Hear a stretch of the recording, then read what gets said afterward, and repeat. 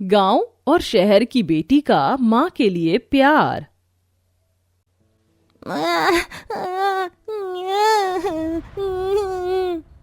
सुन सुन नन्ही लोरी की धुन, हो जा मीठे सपनों में गुन। सुन सुन नन्ही लोरी की धुन, हो जा मीठे सपनों में गुम। तारी रा रा रम, रा रा रा रा रम। जलते हुए लालटेन की मध्यम रोशनी में वो गरीब माँ अपनी दो बेटियों के साथ झोपड़ी में बैठी थी, जिसके पति की जलती चिता की आग अभी ठंडी भी नहीं हुई थी। गोद में 2 दिन की बच्ची थी। लगता है इसे भूख लगी है, मगर दूध भी नहीं। एक रोटी तो रखिए, वही खा लेती हूँ, थोड़ा दूध आ जाएगा। जैसी सुलोचना वो रोटी उठाती है, तभी 3 साल की नंदिता वो रोटी मांग लेती है। माँ भूख लगी है, रोटी दो ना। ये ले मेरी बच्ची, खा ले। और उस गरीब माँ ने अपने मुंह के आगे के निवाले को अपनी बेटी को दे दिया। एक माँ के दिल में औलाद के लिए ममता के सिवा कुछ भी भरा नहीं होता। सुलोचना की शादी सुदेश से हुई थी। जैसे तैसे दोनों का जीवन गरीबी में गुजर बसर हो रहा था, जिससे सुलोचना को नंदिनी और 2 दिन पहले एक और बेटी हुई। मगर दुर्भाग्यवश एक हादसे में सुदेश की मौत हो गई। उसने उस परिवार को तिनके की तरह बिखेर दिया। ऐसे में समाज ने उस माँ को कोसने में कोई कसर भी नहीं छोड़ी। हे भगवान, किसी और माँ को मुझसा दिन मत दिखाना, जब वह अपनी औलाद को छाती से सटाकर दूध भी ना पिला सके। जैसे तैसे सुलोचना चीनी का घोल पिलाकर अपनी दोनों बेटी को थपकी दे देकर सुला देती है और अपनी जिंदगी का मकसद अपनी दोनों बेटियों को पाल पोस कर पढ़ाना लिखाना बना लेती है, जिसके लिए वो मजबूर होकर अमीर के घर झूठे बर्तन मांजने लगती है। देखते देखते 10 साल बीत जाते हैं, जिसमें नंदिनी अपनी माँ के दुखों को समझती थी, तो वहीं तानी बिल्कुल अलग थी। माँ क्या कर रही हो? मुझे दर्द हो रहा है। कितनी बार कहा है ना, मुझे ये गंदा सा तेल लगाकर चंपू मत बनाया करो। मेरा टिफिन दे दो, मुझे स्कूल के लिए देरी हो रही है। तानी तो इस तरह से माँ से क्यों बात करती है? माँ तो हमसे कितना प्यार करती है।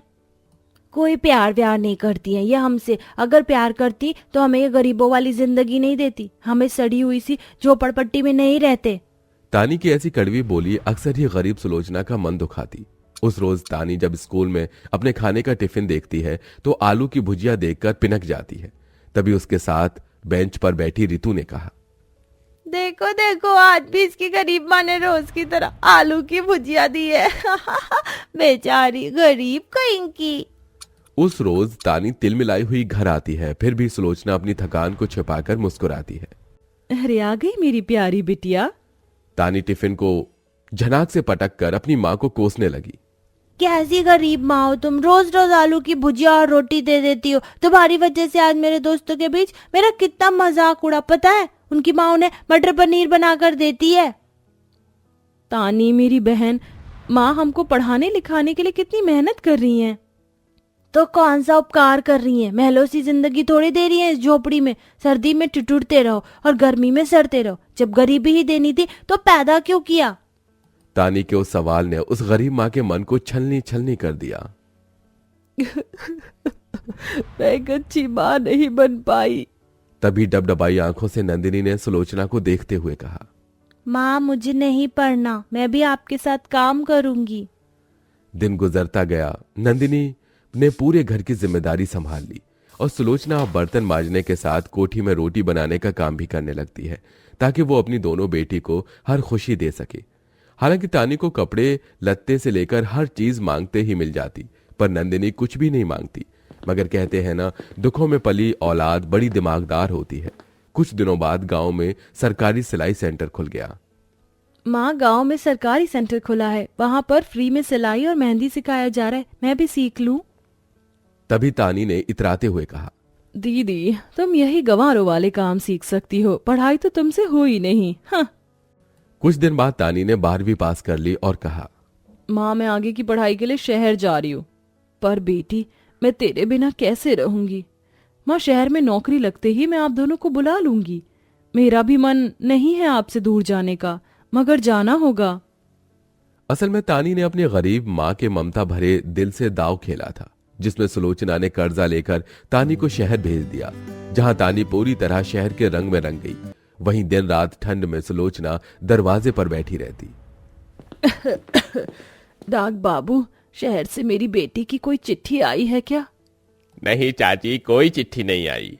तभी मनोरमा ने कहा, अरे सुलोचना, एक बार जिसको शहर की हवा लग जाती है उसे रिश्ते नाते नहीं दिखते। भूल बैठी तेरी बेटी, तभी तो जाने के बाद एक बार भी पूछने नहीं आई कि तू जिंदा भी है कि मर गई। बड़ा आस लगाया था तूने अपनी शहरी बेटी, देख लिया नतीजा। मनोरमा ताने मानकर चली गई, जिसे सुन सुलोचना रोती रही। मेरी बेटी अपनी इस गरीब माँ को नहीं बिसार सकती। माँ चुप हो जाओ, तुम जानती हो ना मैं तुम्हारी आंखों में आंसू नहीं देख सकती। मैं तुम्हें शहर लेके चलूंगी, हम दोनों मिलकर ढूंढेंगे तानी को। इधर उधर से ले देकर नंदिनी अपनी माँ को गांव से शहर लेकर आ गई। सुलोचना की बूढ़ी आंखें बस किसी भी हाल में तानी को देखना चाहती थी। तभी दोनों ने उसे कुछ आवारा लड़कों के साथ जाते देखा। हाँ वेल, आज की पार्टी बहुत अच्छी थी। वो तो होनी थी, तानी ने जो दी थी। नंदिनी, वो देख तानी। तानी, रुक जा बेटी। सुलोचना नंदिनी का हाथ छुड़ा के जैसे आगे बढ़ी, कमजोर शरीर की वजह से वो जमीन पर गिर गई। तानी, क्या ये दोनों गंवार तुम्हारी माँ और बहन हैं? नेवर, मैं तो इन्हें जानती भी नहीं। ये कहकर तानी अपने बड़े से फ्लैट में चली आई, जहां नंदिनी और उसकी गरीब माँ सादे गांव के लिबास में वहां चले आई। उन्हें देख तानी ने चिढ़कर कहा, तुम दोनों गंवार शहर क्यों आई हो? तुझसे मिलने बहन। जानती हो तानी, माँ ने तुम्हें कितना याद किया।